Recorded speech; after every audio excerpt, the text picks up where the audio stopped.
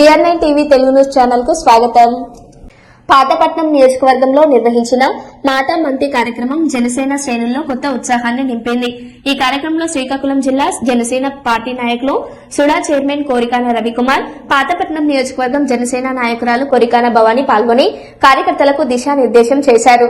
ఈ సందర్భంగా మాట్లాడిన రవికుమార్, రాబోయే రోజుల్లో పార్టీ బలోపేతం, ప్రజాసేవే ప్రధాన లక్ష్యంగా ప్రతి కార్యకర్త పనిచేయాలని సూచించారు.